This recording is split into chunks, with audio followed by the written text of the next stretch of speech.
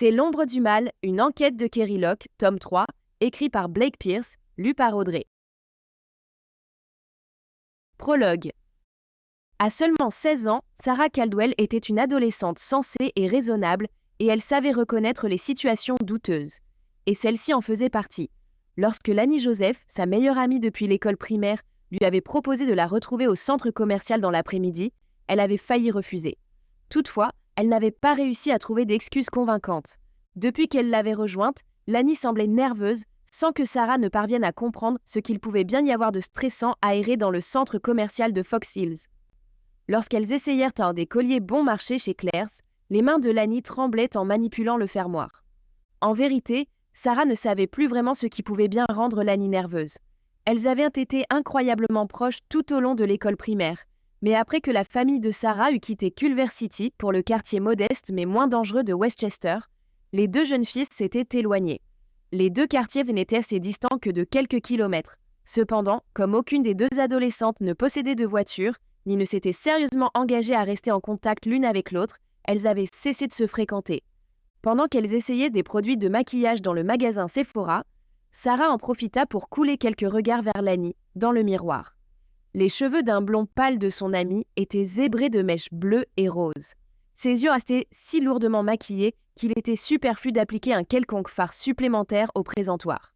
Sa peau pâle semblait plus pâle encore à cause du contraste de ses nombreux tatouages, de son débardeur noir et son short minuscule. Sarah ne put s'empêcher de remarquer que parmi les tatouages, il y avait plusieurs contusions. Elle se tourna vers son propre reflet et fut surprise par le contraste entre elles deux. Elle était jolie, elle aussi, elle le savait, mais d'une beauté plus discrète, presque humble. Ses cheveux bruns mi-longs étaient relevés en queue de cheval et son maquillage discret soulignait ses yeux noisettes et ses longs cils. Son teint mat était vierge de tout tatouage et elle portait des jeans blanchis et un haut de couleur bleu-vert. Mignon, mais loin d'être osé. Elle se demanda si elle ressemblerait à Lani si sa famille n'avait pas déménagé. Sans doute pas. Ses parents ne l'auraient pas laissé prendre cette pente. Si Lani avait déménagé à Westchester, est-ce qu'elle aurait quand même cette allure de prostituée mineure sur une aire d'autoroute? Sarah sentit le rouge lui monter aux joues et secoua la tête pour chasser cette pensée. Qui était-elle pour se faire ces réflexions affreuses au sujet d'une personne avec qui elle avait joué au Barbie étant petite? Elle se tourna en espérant que Lani ne verrait pas la culpabilité qui, elle en était sûre, se peignait sur son visage. « Si on allait prendre un encas ?» demanda Sarah pour changer l'atmosphère. Lani acquiesça et elles quittèrent le Sephora, laissant derrière elles la vendeuse déçue. Une fois qu'elles furent assises à table, grignotant des bretzels, Sarah décida de découvrir ce qui tracassait son amie. « Tu sais que ça me fait toujours plaisir de te voir, Lani. Mais tu avais l'air carrément contrariée quand tu m'as appelée et maintenant, tu as l'air tellement mal à l'aise. Il y a un problème ? » ?»« Non, tout va bien. C'est juste que mon petit copain va s'arrêter pour dire bonjour et j'imagine que ça me rend nerveuse de te le présenter. Il est un peu plus vieux que moi et ça ne fait que quelques semaines qu'on est ensemble. J'ai un peu l'impression qu'il est en train de me filer entre les doigts et je pensais que tu pourrais peut-être faire un peu mon éloge. Je pensais que s'il me voyait avec une amie d'enfance, il changerait de regard sur moi. »« Et quel est son regard sur toi maintenant ?» demanda Sarah, inquiète. Avant que Lani n'ait le temps de répondre, un homme s'approcha de leur table et avant même que les présentations soient au fait, Sarah sut que c'était le petit copain. Il était grand et très maigre, avec un jean serré et un t-shirt noir qui faisait ressortir sa peau blanche et ses nombreux tatouages. Sarah remarqua qu'il portait le même tatouage que Sarah sur le poignet gauche, le symbole pirate, un crâne et deux os croisés. Avec ses longs cheveux noirs et son regard sombre et intense, il n'était pas tant beau garçon que beau tout court. Il rappelait à Sarah les chanteurs des groupes de air metal des années 90, sur lesquels s'extasiait sa mère, et qui portèrent des noms avec Raw, tels que Skid Row ou Motley Crue. Le jeune homme devant elle avait au moins 21 ans. « Salut, poupée !» dit-il en se penchant pour embrasser Lani avec une fougue surprenante, du moins dans un snack de centre commercial. « Alors, tu lui as dit ?»« J'ai pas encore eu l'occasion, » répondit Lani avant de se tourner vers Sarah. « Sarah Caldwell, voici mon copain, Dean Chisholm. Dean, voici ma plus vieille amie, Sarah. »« Enchantée, » dit Sarah en hochant poliment la tête. « Tout le plaisir est pour moi, » dit Dean en prenant sa main et en faisant une révérence exagérément profonde. « Lani me parle tout le temps de toi. Elle me dit à quel point elle voudrait que vous vous voyiez plus souvent. Donc je suis ravie que vous ayez pu vous retrouver aujourd'hui. »« Moi aussi, » dit Sarah, impressionnée par le charme du garçon auquel elle ne s'attendait pas. Elle restait toutefois sur ses gardes. Alors, qu'est-ce que Lani devait me dire ? Le visage de Dean s'éclaira d'un sourire qui balaya toutes ses réserves. Ah ça, je vais inviter quelques amis chez moi cet après-midi et on pensait que ça pourrait être sympa que tu nous rejoignes. Quelques-uns d'entre eux sont dans des groupes de musique. L'un d'entre eux cherche un chanteur. Lani pensait que ça pourrait te faire plaisir de les rencontrer. Elle dit que tu chantes très bien. Sarah regarda Lani, qui lui sourit sans rien dire. « Est-ce que c'est ça que tu veux ?» lui demanda Sarah. « Ça pourrait être sympa de tenter quelque chose de nouveau », lui répondit Lani. Elle parlait d'un ton égal, mais Sarah reconnut son regard, qui la suppliait silencieusement de ne pas l'embarrasser devant son séduisant nouveau petit copain. « Et tu habites où ?» demanda Sarah à Dean. « Près de Hollywood, » dit-il les yeux brillants de hâte. « Allons-y, ça va être mortel. » Sarah s'installa à l'arrière du vieux fourgon de Dean, un antique Trans-Am qui semblait bien entretenu de l'extérieur, mais était jonché de mégots et d'emballages McDonald's à l'intérieur. Dean et Lani prirent place à l'avant. Il était impossible de discuter avec la musique à plein volume. L'équipage traversa Hollywood en direction de Little Armenia. Sarah observait son amie dans le siège passager et se demandait si elle lui était d'une quelconque aide en l'accompagnant.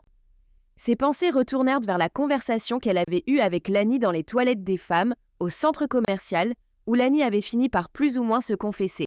« Dean est super passionné », avait-elle dit en vérifiant son maquillage une dernière fois. « J'ai peur que si je ne tiens pas le rythme, je vais le perdre. Il est tellement sexy, il pourrait avoir n'importe quelle fille. Et il ne me traite pas comme une adolescente, il me traite comme une femme. »« C'est pour ça que tu as ces bleus ? Parce qu'il te traite comme une femme ?»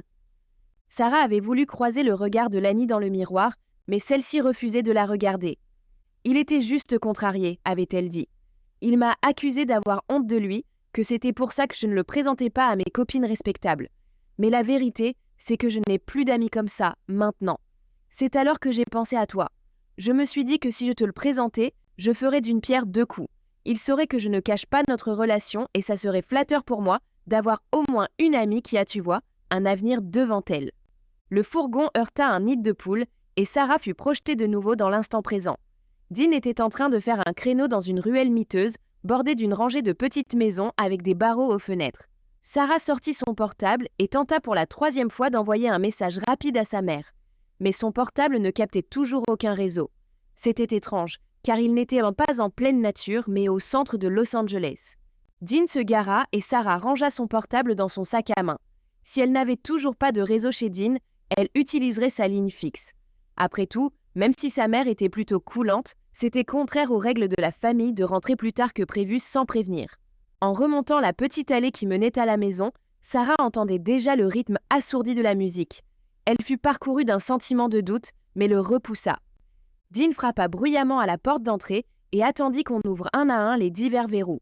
Finalement, la porte s'entrebâilla pour révéler un jeune homme au visage caché par une masse de longs cheveux emmêlés. Une puissante odeur de cannabis venue de la maison frappa Sarah, si inattendue qu'elle se mit à tousser. Le jeune homme aperçut Dean et le salua d'un coup de poing amical avant d'ouvrir grand la porte pour les laisser entrer. Lani s'avança et Sarah lui emboîta le pas, restant juste derrière elle. L'entrée était séparée du reste de la maison par un grand rideau de velours rouge, rappelant un décor cliché de magicien. Le garçon aux cheveux longs referma la porte derrière eux, tandis que Dean tirait le rideau et les guidait vers le salon. Sarah fut choquée par ce qu'elle y vit. La pièce était remplie de canapés, fauteuils et poufs, et chacun accueillait un couple qui s'embrassait ou bien, dans certains cas, faisait beaucoup plus que cela. Toutes les filles semblaient avoir l'âge de Sarah et la plupart semblaient être sous l'emprise de la drogue. Quelques-unes avaient d'au même l'air inconscientes, ce qui n'empêchait pas leurs partenaires, qui étaient tous plus âgés, de s'en donner à cœur joie. Le vague sentiment d'inquiétude qu'elle avait ressenti en approchant de la maison était de retour, mais cette fois beaucoup plus puissant. Voilà un endroit où je n'ai aucune envie de rester. L'air était parcouru des effluves de cannabis et d'une odeur suave plus forte que Sarah ne reconnut pas. Comme à un signal, Dean tendit un joint à Lani. Celle-ci tira profondément dessus avant de l'offrir à Sarah, qui refusa. Elle avait décidé qu'elle en avait assez de cet endroit qui ressemblait au décor d'un vieux film pornographique. Elle sortit son portable pour commander un taxi Uber, mais elle n'avait toujours pas de réseau. « Dean !» cria-t-elle pour couvrir la musique. « Je dois appeler ma mère pour lui dire que je serai en retard, mais je n'ai pas de réseau. Tu as un fixe ?»« Bien sûr, il y en a un dans ma chambre. Je te montre où c'est. » dit-il en esquissant son large sourire chaleureux, avant de se tourner vers Lani. « Ma poule, tu veux bien me prendre une bière à la cuisine ? C'est par là. » Lani hocha la tête et se dirigea où il l'avait indiqué. Dean fit signe à Sarah de le suivre dans un couloir. Elle ne savait pas pourquoi elle avait menti en disant devoir appeler sa mère. Quelque chose, dans cette situation, lui disait que si elle déclarait vouloir partir, ce ne serait pas bien reçu. Dean ouvrit la porte au fond du couloir et s'effaça pour la laisser entrer. Elle regarda autour d'elle, sans apercevoir de téléphone fixe. « Où est ton fixe ?» demanda-t-elle en se tournant vers Dean, en même temps que résonnait le bruit d'un verrou. Elle vit qu'il avait déjà tourné le verrou et qu'il attachait la chaînette en haut de la porte. « Désolé, » dit-il en haussant les épaules, tout en n'ayant pas du tout l'air désolé. « J'ai dû le déplacer dans la cuisine. On dirait que j'ai oublié. » Sarah essaya d'évaluer le degré d'agressivité dont elle devait faire preuve. Quelque chose de très grave se tramait. Elle était dans une chambre verrouillée, dans ce qui ressemblait fort à une maison close dans un coin scabreux de Little Armenia. Au vu des circonstances, il y avait peu d'intérêt à lui faire une remarque cinglante. « Fais l'ingénue, joue la carte de la niaiserie, sors d'ici au plus vite. »« C'est pas grave, » dit-elle d'un ton joyeux. « On n'a qu'à aller à la cuisine et alors ?» En prononçant ces mots, le bruit d'une chasse d'eau retentit. Elle se retourna pour voir s'ouvrir la porte de la salle de bain, révélant un énorme bonhomme d'origine latino-américaine qui portait un t-shirt blanc duquel s'échappait une imposante bedaine poilue. Son crâne était rasé et il avait une longue barbe. Derrière lui, sur le sol en lino de la salle de bain, était étendue une fille qui devait avoir moins de 14 ans. Elle ne portait qu'une culotte et semblait inconsciente. Sarah sentit sa poitrine se contracter et sa respiration devenir superficielle. Elle s'efforça de cacher la panique croissante qui la submergeait. « Sarah, je te présente Chiki, » dit Dean. « Salut Chiki, » dit-elle en s'obligeant à parler d'une voix calme. « Je suis désolée de couper court à ceci, mais je vais me rendre à la cuisine pour passer un coup de fil. Dean, si tu veux bien déverrouiller la porte ?» Elle avait décidé qu'au lieu d'essayer de trouver la cuisine, où elle doutait de trouver un téléphone fixe de toute façon, elle irait droit vers la porte d'entrée. Une fois dehors, elle arrêterait un automobiliste pour qu'on la conduise chez elle et elle appellerait les secours pour Lani. « Fais-moi voir un peu à quoi tu ressembles », ordonna Chiki d'une voix rocailleuse, ignorant ce qu'elle venait de dire. Sarah se tourna et vit l'homme obèse la détailler. Au bout d'un moment, il passa la langue sur ses lèvres. Sarah dut réprimer une envie de vomir. « Qu'est-ce que t'en penses ?» demanda Dean d'un ton enthousiaste. « Je pense que si on la met dans une robe à fleurs avec des couettes, elle fera une bonne source de revenus. »« Je vais y aller », fit Sarah en se précipitant vers la porte.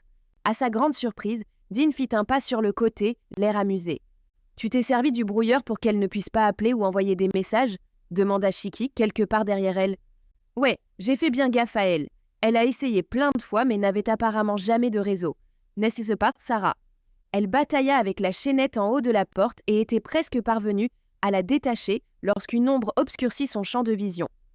Elle allait se retourner mais avant d'en avoir le temps, elle reçut un coup à l'arrière de la tête et sombra dans les ténèbres.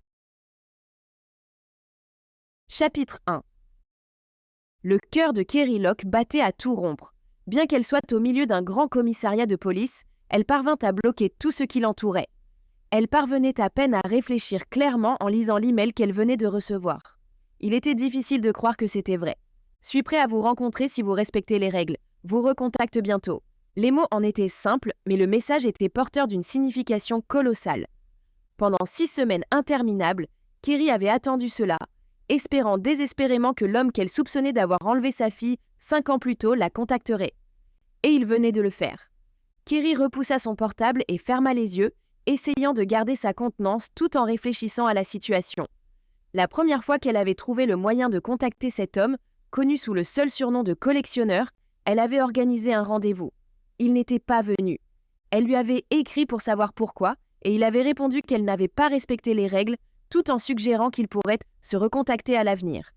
Il lui avait fallu toute sa patience et toute son autodiscipline pour ne pas faire le premier pas. Elle en mourait d'envie, mais craignait de paraître trop empressée, qu'il prenne peur et supprime définitivement son compte e-mail. Cela lui aurait enlevé toute possibilité de le retrouver un jour, ni lui, ni Evie. Et maintenant, après plusieurs semaines de torture et de silence, il avait fini par la recontacter. Évidemment, il ne savait pas qu'il communiquait avec la mère d'Evie, ni même que Keri était une femme. Tout ce qu'il savait, c'était qu'il s'agissait d'un client potentiel, qui voulait discuter d'un enlèvement contre rémunération. Cette fois-ci, elle trouverait un meilleur stratagème que la dernière fois, où il lui avait laissé moins d'1 heure pour rejoindre le lieu de rendez-vous désigné.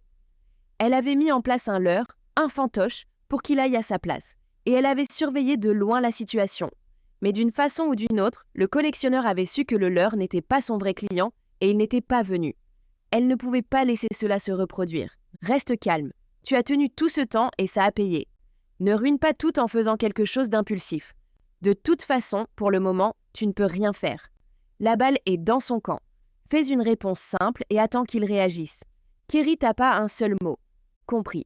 Ensuite, elle rangea son portable dans son sac et se leva, trop tendue et fébrile pour rester assise. Comme elle savait qu'il n'y avait rien à faire de plus, elle s'efforça de chasser le collectionneur de ses pensées. Elle se dirigea vers la salle de repos pour manger un morceau. Il était 16 heures passées et son estomac grondait, bien qu'elle ne sache pas si c'était parce qu'elle avait sauté le déjeuner ou à cause de son anxiété générale. Lorsqu'elle arriva, elle vit son collègue de binôme, Ray Sands, qui fouillait le réfrigérateur.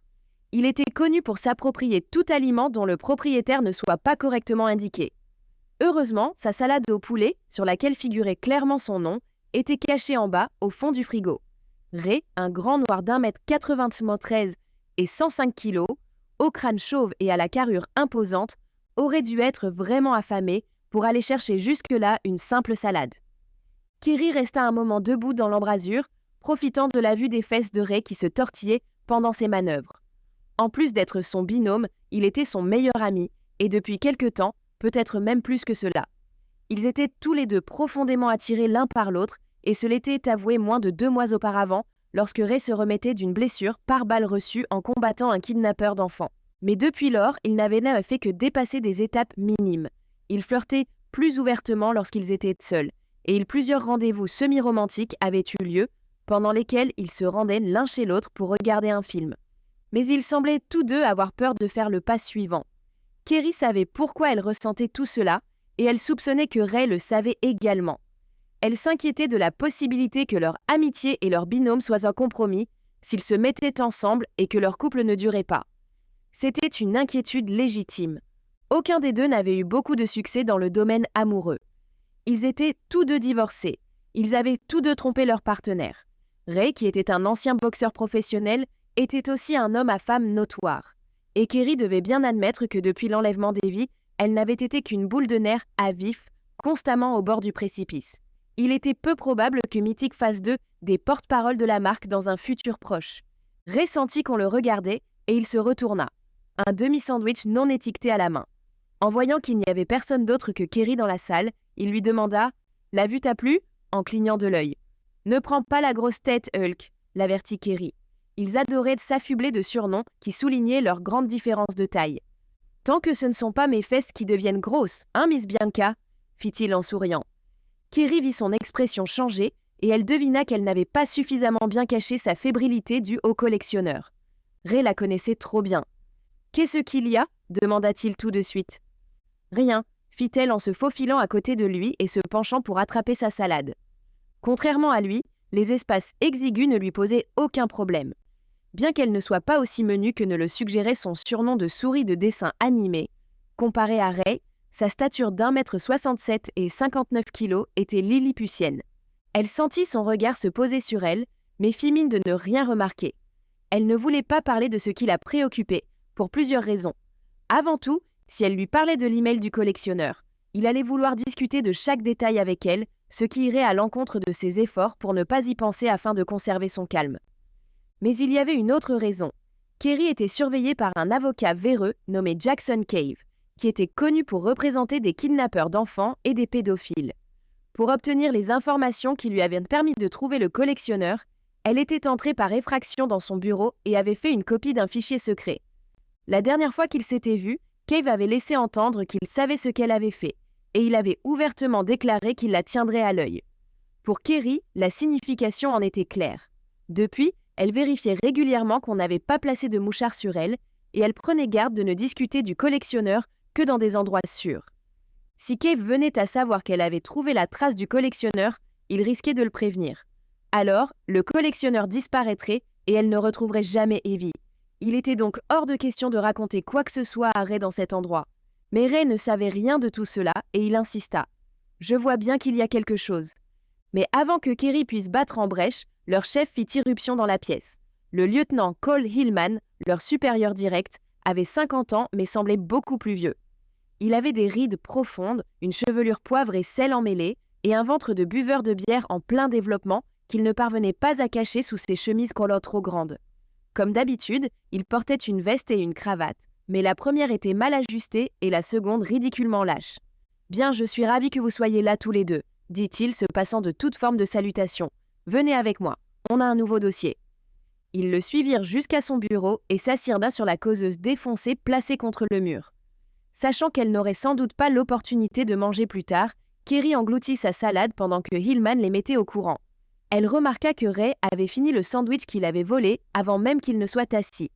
Hillman entra tout de suite dans le vif du sujet. La possible victime est une fille de 16 ans de Westchester, Sarah Caldwell. On ne l'a plus vue depuis la pause déjeuner. Ses parents l'ont appelée plusieurs fois et disent qu'ils n'arrivent pas à la voir. Ils stressent parce que leur fille adolescente ne les rappelle pas ? Demanda Ray, sceptique. On dirait la description de toutes les familles en Amérique. Kerry ne répondit pas, malgré son envie naturelle de le contredire. Ray et elle s'étaient disputés de nombreuses fois à ce sujet. Elle estimait qu'il était trop lent à s'impliquer dans les cas comme ceux-ci, tandis que lui estimait que son expérience personnelle la rendait susceptible d'intervenir prématurément. C'était une source constante de friction et elle n'avait aucune envie de s'infliger cela en ce moment. Mais apparemment, Hillman en avait envie. « C'est ce que je me suis dit au début », dit Hillman. Mais ils ont été très convaincants quand ils m'ont expliqué que leur fille ne passerait pas autant de temps sans les prévenir. Ils ont également essayé de vérifier où elle était grâce au GPS de son portable, mais il était éteint. « C'est un peu étrange, mais bon, » répéta Ray. « Écoutez, il se peut que ça ne soit rien, mais les parents étaient insistants et même paniqués, et ils ont fait remarquer que pour les mineurs, la police n'a pas à atteindre les 24 heures de disparition réglementaire. Vous deux, vous n'avez pas de dossier urgent en ce moment, donc je leur ai dit que vous passeriez chez eux pour recueillir leur déposition. Il se peut que la fille revienne d'ici là, mais ça ne peut pas faire de mal, et comme ça, s'il y a un problème, on est couvert. »« Ça m'a l'air bien, » dit Kerry en se levant pour partir, la bouche pleine d'une dernière bouchée de salade. « Évidemment que ça t'a l'air bien, » grogna Ray en notant l'adresse que lui dictait Hillman. « Encore une folle équipée dans laquelle tu peux m'embarquer. »« On sait tous que tu adores ça, » dit Kerry en sortant avant lui. « Est-ce que vous pourriez vous montrer un peu plus professionnel quand vous serez chez les Caldwell ?» cria Hillman derrière eux. « J'aimerais au moins qu'ils aient l'impression qu'on les prend au sérieux. » Kerry jeta l'emballage de sa salade dans une poubelle et se dirigea vers le parking. Ray dut presser le pas pour tenir son rythme. Alors qu'ils atteignaient la sortie, il se pencha vers elle et murmura « Ne t'imagine pas que je vais laisser tomber pour ton petit secret. Tu peux me raconter maintenant ou plus tard, mais je sais qu'il y a quelque chose. » Kerry s'efforça de ne pas montrer sa réaction. En effet, il y avait quelque chose, et elle comptait le mettre au courant dès que ce serait sûr. Mais il fallait qu'elle trouve un endroit plus sûr pour raconter à son binôme, meilleur ami, et petit copain potentiel qu'elle était sur le point de finalement attraper le ravisseur de sa fille. Chapitre 2. Lorsqu'ils arrivèrent au niveau de la maison des Caldwell, Kerry sentit ses entrailles se nouer. Elle avait maintes fois rencontré les familles d'enfants victimes d'un éventuel enlèvement. Cela lui rappelait toujours le moment où elle avait vu sa propre fille, âgée d'à peine 8 ans, être emportée à travers la pelouse étincelante d'un parc par un homme malveillant coiffé d'une casquette qui cachait son visage. À présent, elle sentait la même angoisse monter dans sa gorge que lorsqu'elle avait poursuivi le kidnappeur à travers le parking, et lorsqu'elle l'avait vu jeter Evie dans son fourgon blanc, comme s'il s'agissait d'une poupée de son.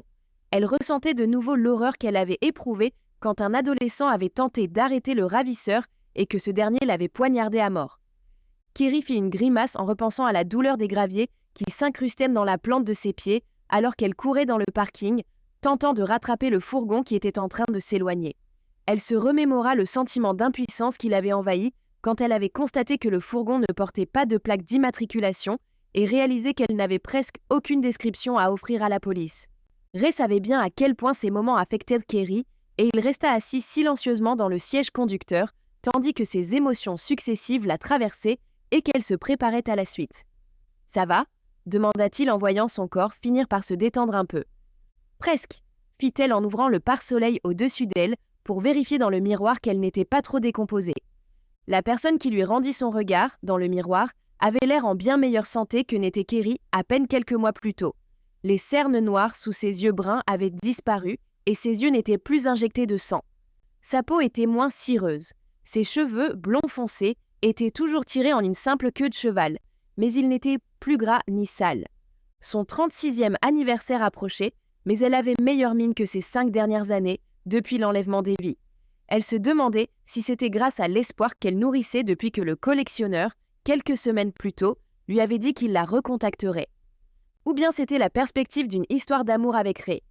Ou encore le fait de quitter, récemment, la péniche miteuse où elle a habité depuis plusieurs années, pour déménager dans un appartement normal. Enfin, ça pouvait être en lien avec la diminution de sa consommation de scotch single malt.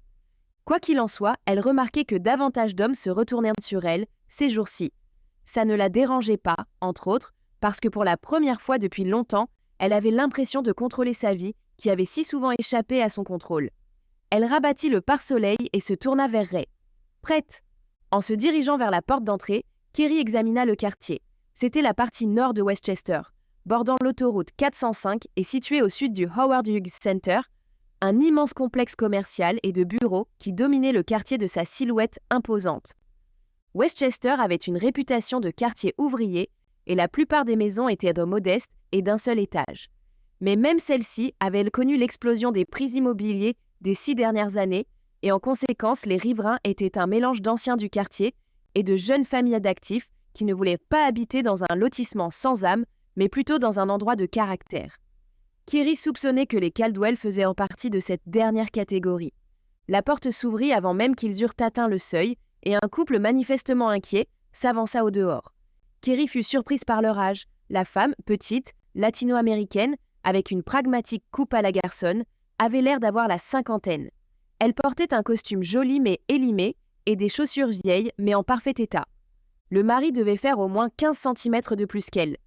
Il était blanc, son crâne en train de se dégarnir encore, parsemé de touffes de cheveux gris blonds et une paire de lunettes autour du cou. Il était au moins aussi âgé que sa femme et approchait sans doute même de la soixantaine. Il était vêtu de façon plus décontractée qu'elle, dans un pantalon confortable et une chemise en tartan bien propre au col boutonné. Ses mocassins marrons étaient éculés et un des lacets défait. « Vous êtes les agents de police ?» demanda la femme en tendant la main sans attendre la réponse. « Oui, madame », répondit Kerry, prenant les devants. « Je suis l'agent Kerry Locke de la police de Los Angeles, division Pacifique, service des personnes disparues. Voici mon binôme, l'agent Raymond Sands. »« Enchanté, » dit Ray. La femme leur fit signe d'entrer tout en leur disant « Merci d'être venu, je m'appelle Mariella Caldwell. Voici mon mari, Edward. » Edward hocha la tête mais ne dit rien. Kerry sentait que le couple ne savait pas par où commencer, donc elle prit les choses en main. « Si on s'asseyait dans la cuisine pour que vous nous racontiez ce qui vous préoccupe ?»« Oui, bien sûr, » dit Mariella avant de les guider le long d'un couloir étroit, orné de photos d'une brune au sourire chaleureux. Il y avait au moins une vingtaine de photos, immortalisant chaque étape de la vie de l'adolescente, de sa naissance à aujourd'hui. Ils atteignirent un petit coin cuisine bien ordonné. « Je peux vous offrir quelque chose à boire ? Du café ? Un encas ? » ?»« Non merci, madame, » dit Ray en se plaquant contre le mur pour faire le tour de la table et s'asseoir. « Asseyons-nous tous et réunissons toutes les informations possibles, aussi vite que possible. Pourquoi ne pas commencer par nous dire pourquoi vous êtes si inquiet ? D'après ce que j'ai compris, Sarah ne donne plus de nouvelles que depuis quelques heures. »« Presque 5 heures, maintenant, » dit Edward en parlant pour la première fois et en prenant place en face de Ray. Elle a appelé sa mère à midi pour dire qu'elle irait retrouver une amie qu'elle n'avait plus vue depuis longtemps. Il est presque 17 heures maintenant. Elle sait qu'elle est censée nous contacter toutes les 2 heures quand elle sort, même si c'est juste un court message pour signaler où elle est. « Et elle n'oublie jamais ?» demanda Ray. Il avait posé la question d'un ton neutre et seul Kerry sentit qu'il était sceptique. Aucun des Caldwell ne dit rien pendant un moment et Kerry s'inquiéta de ce que Ray pouvait les avoir vexés. Finalement, Mariella répondit « Agent Sands, je comprends que vous ayez du mal à le croire, mais non, elle n'oublie jamais. Ed et moi avons eu Sarah à un certain âge. Après de nombreux échecs, nous avons fini par être bénis par son arrivée. Elle est notre seul enfant et je dois avouer qu'on a tendance à, être surprotecteur. On la couve, ajouta Ed avec un sourire en coin. Kerry lui rendit son sourire. Elle les comprenait tout à fait. En tout cas, reprit Mariella, Sarah sait qu'elle est ce qu'on a de plus précieux en ce monde et par bonheur, elle ne nous en veut pas ni ne se sent étouffée par notre amour. On fait de la pâtisserie ensemble le week-end. Elle continue d'accompagner son père au travail pendant les journées portes ouvertes. Nous sommes même allés ensemble à un concert de Motley Crue il y a quelques mois. Elle nous adore, et parce qu'elle sait combien elle compte pour nous, elle tient vraiment à toujours nous tenir au courant. Nous avons instauré l'obligation de nous dire où elle est par message, mais c'est elle qui a choisi de le faire toutes les 2 heures. Kerry les examina attentivement pendant qu'ils parlaient. Mariella tenait la main de son mari et celui-ci caressait le dos de sa main avec son pouce. Il attendit qu'elle ait terminé, puis intervint, et même si elle avait oublié, pour la première fois de sa vie, elle ne serait pas restée si longtemps sans nous contacter, ni répondre à nos messages et appels. Je peux vous dire que nous l'avons appelée une 12aine de fois et envoyé autant de messages.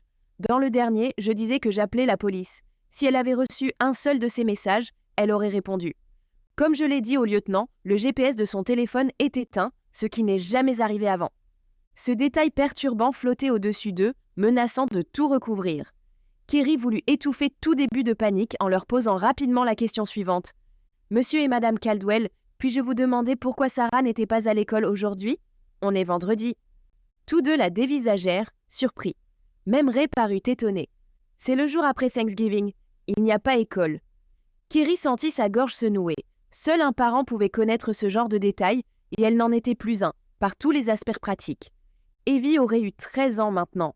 Normalement, Kerry aurait dû trouver un mode de garde pour sa fille, pour qu'elle puisse aller au travail aujourd'hui. Mais plus rien ne se passait, normalement, depuis un certain temps. Les rituels liés aux vacances scolaires et en famille avaient perdu toute importance pour elle ces dernières années, au point que ce qui avait autrefois été évident pour elle ne lui passait même plus par la tête. Elle voulut répondre, mais ne parvint qu'à émettre une quinte de toux inintelligible. Ses yeux s'embuèrent, et elle baissa la tête pour ne pas qu'on le remarque. Ray vola à son secours. « Donc Sarah était libre aujourd'hui, mais pas vous ?» demanda-t-il. « Non, » répondit Ed. « Je suis le propriétaire d'un petit commerce de peinture dans le Westchester Triangle. Je ne roule pas sur l'or. Je ne peux pas me permettre de prendre beaucoup de jours de vacances. Thanksgiving, Noël, le Nouvel An, c'est à peu près tout. Et moi, je suis assistante dans un grand cabinet d'avocats à El Segundo. Normalement, je devrais être libre aujourd'hui, mais on prépare un gros dossier pour un procès et ils avaient besoin de l'aide de tout le monde. » Kerry s'éclaircit la gorge et, à présent sûre de se maîtriser, prit de nouveau part à la conversation. « Et qui est cette amie que Sarah devait rencontrer ? » « Elle s'appelle Lani Joseph, dit Mariella. Sarah était amie avec elle à l'école primaire, mais quand on a déménagé ici, elles ont perdu le contact. Franchement, j'aurais préféré qu'elles se le reprennent pas. »« Qu'est-ce que vous voulez dire ?» demanda Kerry. Comme Mariella hésitait, Ed choisit d'intervenir. « Nous habitions dans le sud de Culver City. Ce n'est pas loin d'ici, mais c'est un quartier beaucoup plus pauvre. Les rues sont plus miteuses, et les enfants aussi. Lani a toujours eu quelque chose qui nous mettait mal à l'aise, même quand elle était petite. Ça a empiré. Je ne veux pas juger, mais je pense qu'elle est sur la mauvaise pente. » « On a mis de côté tout ce qu'on a pu, » intervint Mariella, manifestement gênée de médire devant des étrangers. « Le jour où Sarah est entrée au collège, on a déménagé ici. Nous avons acheté cette maison juste avant que le marché ne grimpe en flèche. La maison est petite, mais on n'aurait jamais pu l'acheter aujourd'hui. C'était difficile même à l'époque. Mais Sarah avait besoin de prendre un nouveau départ, avec des enfants différents. Donc elles se sont perdues de vue, insista Ray avec douceur. Comment se fait-il qu'elles se soient recontactées ? Elles se voyaient 1 ou 2 fois par an, mais c'était tout, répondit Ed. Mais Sarah nous a dit que Lani lui a envoyé un message hier, disant qu'elle voulait vraiment qu'elle se voie et qu'elle avait besoin d'un conseil. Elle n'a pas dit pourquoi. Et évidemment, ajouta Mariella, puisque Sarah est une si gentille fille, si généreuse, elle a accepté sans hésiter. Je me souviens qu'elle m'a dit hier soir qu'elle ne serait pas une bonne amie si elle ne venait pas au secours d'une amie quand elle en a le plus besoin. La voix de Mariella se brisa sous le coup de l'émotion. Kerry vit Ed serrer sa main dans la sienne. Elle enviait ce couple. Même en ce moment de quasi-panique, ils présentaient un front uni, finissaient mutuellement leurs phrases et se soutenaient émotionnellement. D'une façon ou d'une autre, leur amour et dévotion partagés les empêchèrent de sombrer. Kerry se souvenait d'une époque où elle pensait que son couple était semblable à cela. « Est-ce que Sarah vous a dit où elles allaient se rencontrer ?» demanda Kerry. « Non, elles n'avaient pas encore décidé à midi. Mais je suis sûre que c'est dans un endroit proche d'ici, peut-être le Howard Hughes Center ou le centre commercial de Fox Hills. Sarah ne conduit pas encore, donc il fallait un endroit facilement accessible en bus. Pourriez-vous me fournir quelques photos récentes de Sarah ? Demanda Kerry à Mariella. Cette dernière se leva immédiatement pour aller en chercher. Est-ce que Sarah est active sur les réseaux sociaux ? Demanda Ray. Elle est sur Facebook ainsi qu'Instagram et Twitter. répondit Ed. C'est tout ce que je sais. Pourquoi? Parfois, les enfants publient des choses sur leur compte qui peuvent aider l'enquête. Vous connaissez ces mots de passe? Non, dit Mariella en sortant quelques photos de leur cadre. Nous n'avons jamais eu de raison de les lui demander. Elle nous montre tout le temps ce qu'elle publie sur ses comptes. On dirait qu'elle ne cache jamais rien. On est même amis sur Facebook. Je n'ai tout simplement jamais ressenti le besoin de demander ce genre de choses. Vous n'avez aucun moyen d'accéder à ces comptes? On peut, expliqua Kerry, mais sans les mots de passe, ça prend du temps. Il nous faut un mandat légal, et pour le moment, on n'a pas de motif raisonnable de se lancer là-dedans. Et le GPS éteint? Demanda Ed. Ça peut aider le dossier, répondit Kerry. Mais pour le moment, tout ce que vous m'avez dit ne représente que des preuves indirectes. Vous avez été convaincant en nous exposant que la situation est inhabituelle, mais sur le papier, un juge ne sera peut-être pas du même avis. Mais ne vous préoccupez pas trop de ça, nous n'en sommes qu'au début. C'est notre boulot d'enquêter, et je voudrais commencer par me rendre chez Lani et parler à ses parents. Vous connaissez son adresse? Oui, dit Mariella en tendant les photos de Sarah à Kerry, avant de sortir son téléphone et d'y chercher l'adresse. Mais je me demande si ça sera utile. Le père de Lani n'est plus dans sa vie et sa mère se désintéresse d'elle. Mais si vous pensez que ça peut aider, la voici. Kerry nota l'information et ils se dirigèrent vers la porte. Les Caldwell serrèrent la main de Ray et Kerry avec cérémonie, ce qui surprit Kerry après une conversation aussi intime. Ray et elle étaient à mi-chemin de la voiture lorsqu'Edward Caldwell les interpella pour une dernière question. « Je suis désolé de vous demander ça, mais vous avez dit que nous n'en sommes qu'au début. Ça donne l'impression que ceci sera un long processus. Mais il me semble que dans les enquêtes sur les personnes disparues, les premières 24 heures sont cruciales, n'est-ce pas ?» Kerry et Ray échangèrent un regard avant de se tourner vers Caldwell. Aucun des deux ne savait comment répondre. Finalement, Ray dit « Ce n'est pas faux, mais pour le moment, rien ne nous indique qu'il s'est passé quelque chose de suspect.